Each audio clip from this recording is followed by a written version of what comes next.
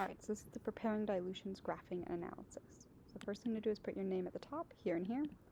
Then you're going to enter your color values and color names. Okay, if you didn't get color names, that's fine. You can leave that blank. Your color values are from the color apps. Right, so I'm going to enter some random data. Right. But you should be using your data from the apps.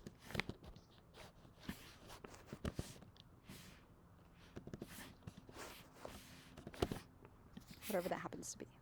To make the graph, you're going to highlight this bolded box. So starting with concentration, click and drag, highlight that, and then you're going to go insert chart, okay, to get your graph.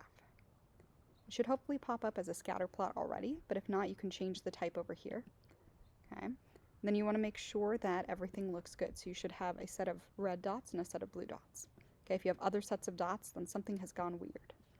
Okay, you want to make sure that your x-axis is the concentration, your series are the CMYK, 2 CMYK values. You can adjust that if needed. And then you're going to fix the title and axis labels. Okay, so I'm going to start by resizing. Move this over, oops, not that. Move the graph over, here where it says graph. Okay, you're going to double click here, you can type in a title. Okay, it should be probably the same as the data table title.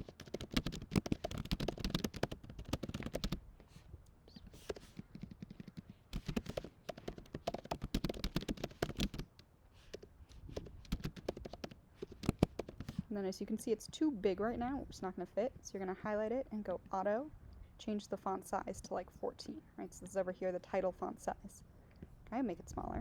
You're going to make sure your axis labels are good. So we have the horizontal axis label is good, right? Concentration in milligram per milliliter, but we need a vertical axis label. So over here in the same thing, so you're in customize chart and axis titles, select the drop down and do a vertical axis title, and you're going to type it in here. So the vertical axis is going to be color values. Okay. Great, should pop up. Okay, this all looks good. There's one last thing you're going to do. You're going to scroll down here to where it says series. Okay.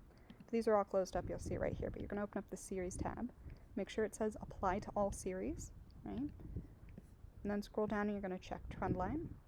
And then a new section opens up. You're going to scroll down to the bottom of that and click show R squared. Okay, these R squared values, the closer they are to 1, the more linear, more accurate your line is. Okay, the more your points fall on the line. So anything that's above like 0.8 for this lab is pretty good. So both of mine are relatively linear, right? So I can use that over here.